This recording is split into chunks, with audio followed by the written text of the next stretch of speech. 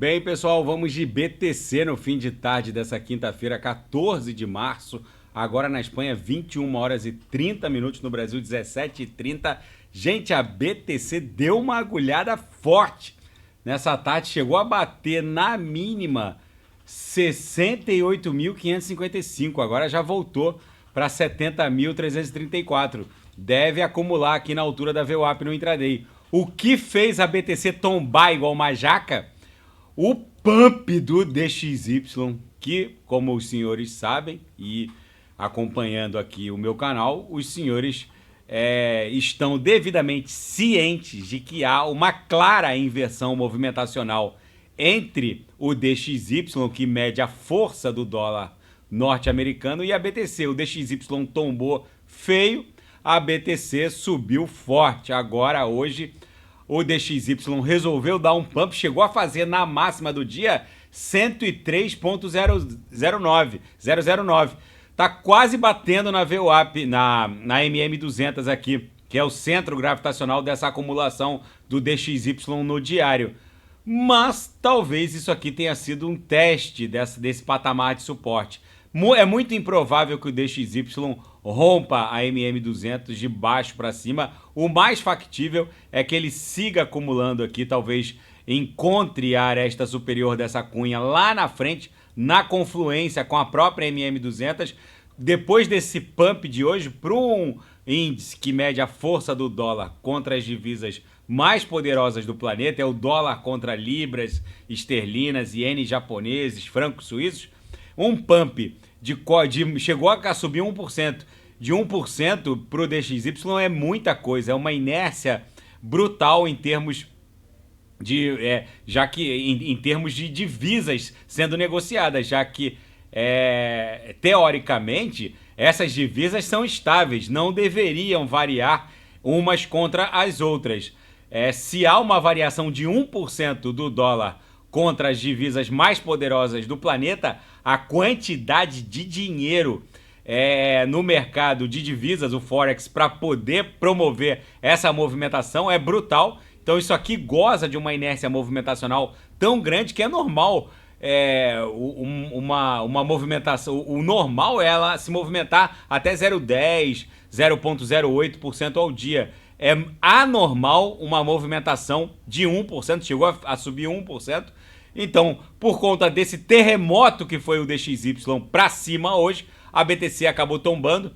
Mas foi bom, porque a BTC no diário voltou a se aproximar aqui das 3 linhas do canal de Keltner, aliviou aquela pressão sobrecomprada, já que a gente estava muito acima da upper do canal de Keltner. Para a BTC foi bom. É muito provável que amanhã, o DXY volte a aliviar um pouco, já que se aproximou aqui da upper da nuvem, está muito próximo da MM200, tem muita pressão vendedora agora para o DXY voltar a estressar de cima para baixo a base da nuvem. Nos outros time frames, no diário, como eu reportei, aliviou a pressão de sobrecompra. No gráfico semanal, a BTC segue escalando de forma ascendente. No mensal, a BTC segue desenhando o nosso Morobuzu monstruoso. Deixa eu botar aqui no mensal, estava no semanal. Aqui no mensal, a gente segue desenhando um Morobuzu absolutamente monstruoso. Na projeção, a nebulosidade esverdeada segue ganhando espessura. Mesmo que a BTC dê uma agulhada, como ela deu agora, aliviando a sobrecompra, porque claramente os osciladores estavam sobrecomprados, isso não aniquila o viés de alta da BTC. Tem muito cavaleiro do apocalipse vendendo uma queda que não vai acontecer. E outra, gente, se a gente pegar as principais quedas desse ciclo, olha aqui, aquela mega agulhada de janeiro de 24, de 11 de janeiro, a BTC corrigiu 18%. Na queda do dia 5 de março, a BTC corrigiu 15%. Nessa queda de hoje, ela poderia até cair mais, mas tem a VWAP mensal. Até agora caiu 8%. Esse ciclo está ostentando ali corretivas entre 12% e 20%. Não, no ciclo anterior de 2021, que levou a BTC para 69 mil dólares, as corretivas ficavam entre 26 e 27%. e 35%, 36%. Nesse ciclo, claramente, a BTC está menos volátil. E na seara fática, o lendário investidor de ouro Peter Schiff admite que gostaria de ter comprado o Bitcoin muito mais cedo. Ele diz que demorou muito a entender exatamente a função da Bitcoin, essa característica deflacionária, a função de reserva de valor digital e toda a tecnologia blockchain envolvida também nessa indústria. Ele deu uma entrevista dizendo que claramente gostaria de ter comprado BTC muito antes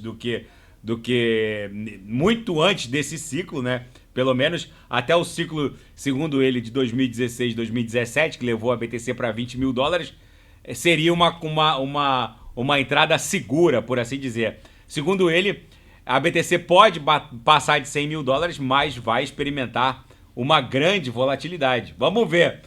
E mais um recorde em favor dos ETFs de BTC no mercado à vista. 1 bilhão, com B de bola, 1 bilhão de dólares em entrada diária. Foi isso que os ETFs de BTC no mercado à vista registraram ontem. E o ex-CEO da Binance, o CZ, foi forçado a entregar os passaportes às autoridades norte-americanas antes da sentença judicial que vai homologar o seu acordo. Provavelmente o CZ deve enfrentar algum nível de restrição na sua liberdade.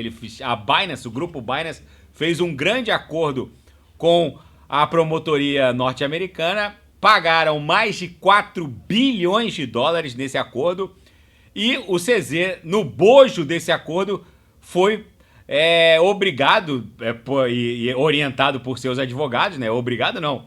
Ele, orientado por seus advogados, ele confessou a culpa em condutas que não observavam a normativa de compliance anti-lavagem de dinheiro, enfim, norte-americana principalmente.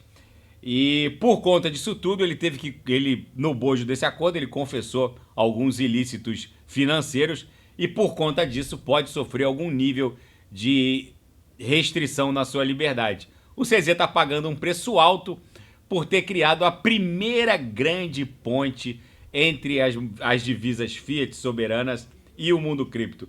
Provavelmente o mundo cripto não teria a capitalização que tem hoje se não fosse o CZ. O CZ foi o cara do mundo cripto como um todo nos últimos 4 anos. Depois dele vieram os outros. Depois dele surgiram stablecoins valendo bilhões, criando pontes imediatas entre dólar norte-americano e criptoativos. Mas o fato é que ele desbravou, acabou pavimentando uma estrada lamacenta e está pagando um preço alto por tudo isso. E na seara geopolítica e finanças internacionais, Banco Central Europeu deve cortar a taxa básica de juros 2 vezes antes mesmo das férias de verão. O chefe do Banco Central grego, numa entrevista à Bloomberg, diz que o mercado vai se surpreender com a proximidade com que a zona do euro está de uma redução na taxa básica de juros. E uma reportagem na Reuters exclusiva dá conta de que o Donald Trump, na sua gestão presidencial, autorizou uma operação secreta da CIA para difamar, por assim dizer, espalhar fake news envolvendo o alto escalão do regime de Xi Jinping, do regime de Pequim. Segundo 3 ex-funcionários da CIA reportaram à Reuters, essa operação secreta envolvia a criação de identidades falsas na internet para espalhar narrativas negativas sobre o governo de Xi Jinping, vazando informações depreciativas.